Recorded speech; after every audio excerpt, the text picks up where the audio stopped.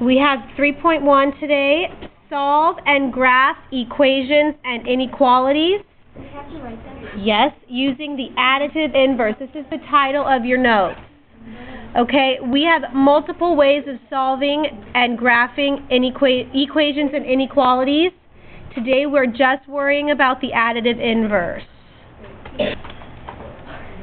So we need to define what the additive inverse is. So on the left-hand side, remember that's our main idea, additive inverse. And I'm going to give you the definition.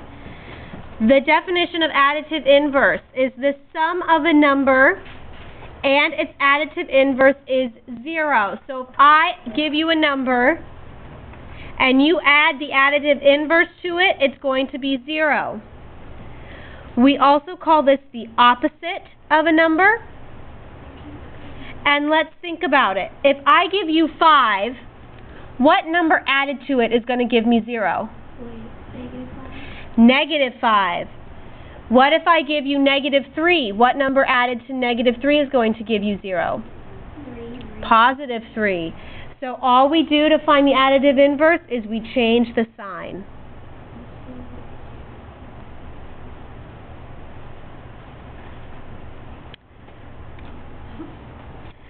Okay, so we also have what's called the addition and subtraction properties of inequality.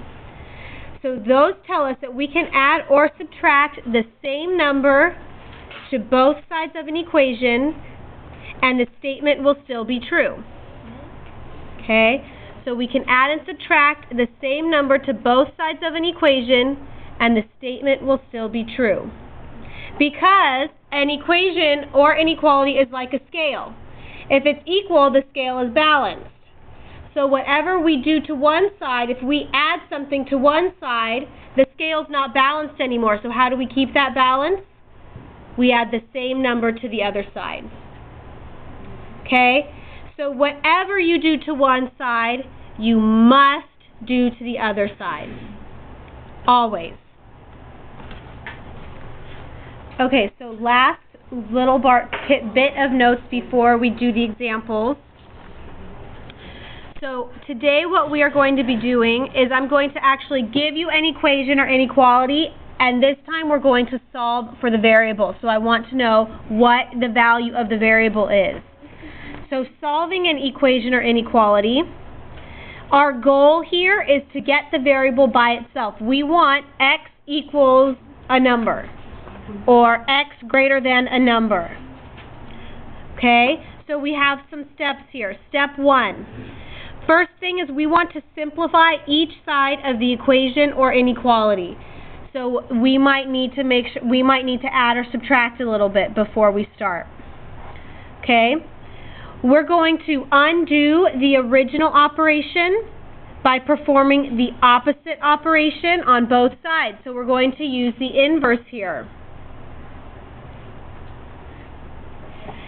Step 3, we're going to solve for the variable. So we're going to get x equals something. And then last step, step 4, we want to check our solution and by plugging the answer in for the variable. So we take what we got and we plug it back in. Example 1. 8 plus t equals 13.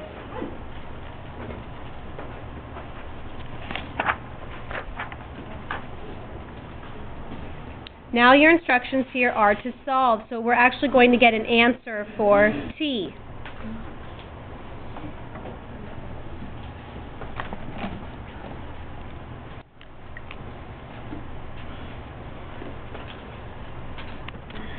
Okay guys, so our goal is in your notes is to get the variable by itself. Step 1, we want to simplify each side of the equation. So let's look at the left-hand side. Can I simplify that any more than it already is? The answer is no, because 8 and t are not like terms. So we can't add them together. We don't know what they are yet. 13 is simplified as much as possible, so we can go on to step 2. Step 2, we want to undo the original equation. by performing the opposite operation on both sides. So let's look at it. I want to get t by itself. So I need to do the opposite of positive 8. What's the opposite of positive 8? Negative 8. So if I subtract 8 from both sides, that's what I mean by doing the same thing to both sides. If I subtract 8 from the left, I have to subtract 8 from the right. Okay, and then let's think about it. What's 8 minus 8? 0. So they go away. They eliminate each other. So what do we have left on the left-hand side? Just t equals 13 minus 8. What's that? 5. So I'm saying that t equals 5. That was step 3. Step 4, we want to check our solution. So I'm going to do that off to the side. And I'm going to substitute in 5 for t into the original equation. So my new equation would be 8 plus 5 equals 13. What's 8 plus 5? 13. 13 equals 13. Is that a true statement? Yes. So I got the right answer. Okay, let's look at example 2. Example 2, we have negative 10 plus y equals 9. So my goal is to get y all by itself. I first need to look at the left-hand side and ask myself, is it simplified? The answer is yes. I can't do anything. So then I'm going to undo the original operation. Now this is a negative 10, so I need to undo it by doing what? By adding 10. And whatever I do to one side, I have to do to the other side. So I have negative 10 plus 10. What's that? Negative 10 plus 10? 0. So what's left on the left-hand side? Just y equals 9 plus 10? 19. And then step 4 is to check it. So let's check it. So to check, I plug in 19 for y. So I would have negative 10 plus 19 equals 9. Negative 10 plus 19, those signs are different, so I'm going to subtract. So I get 9, and 19 is bigger, so my answer is positive 9 equals 9. Is that a true statement? Yep. So 19 is the correct answer. Okay, so example 3, Q minus 25 equals 81. So things are just in a little bit different order here. My goal is still the same. I still want to get Q by itself. So I'm going to do the opposite operation. So to undo this negative 25, what am I going to do? I'm going to add 25 to both sides. Why do I add 25 to both sides?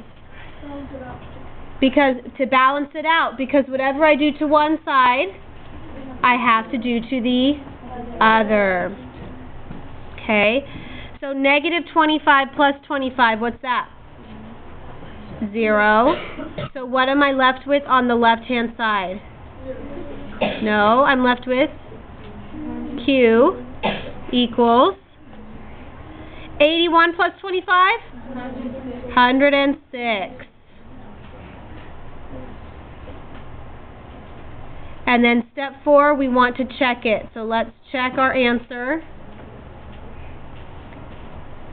So Q was 106 minus 25, and we want it to equal 81. 106 minus 25, what does that give us? 81. 81 equals 81. Is that a true statement? Yes. So we got the correct answer. So example 4. P plus negative 5 equals 15. Now this one's a little bit different. We have a negative 5 in parentheses here. So this is where step 1 came into place. Okay, I need to simplify that. If I have P plus negative 5, how can I rewrite that? A positive times a negative gives me a what? A negative. So this is the same as P minus 5 equals 15.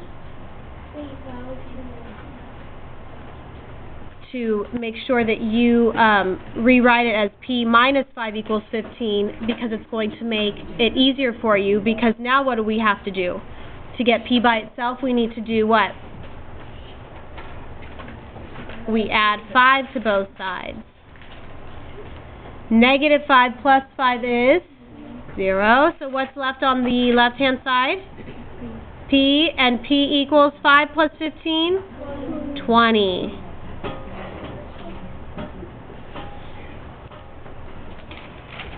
Let's check our answer. And what I'm going to do is I'm going to actually plug it into the entire original. So P plus, or no, P is 20, sorry.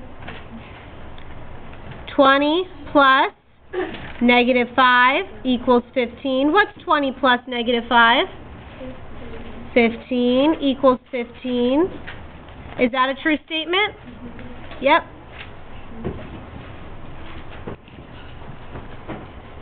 Example number 5. X minus negative 10 equals negative 33. Exactly. So we need to do the same thing, because I can simplify this left-hand side, can't I? If I am subtracting a negative, what happens? Both become positive. So let's rewrite it as x plus 10 equals negative 33. And now to get x by itself, to solve for x, what do I need to do? Subtract 10 from both sides. Because whatever I do to one side, I have to do to the other. Positive 10 minus 10, what does that give me? 0. So what am I left with on the left? X equals negative 33 minus 10, negative 43. That's not the bell.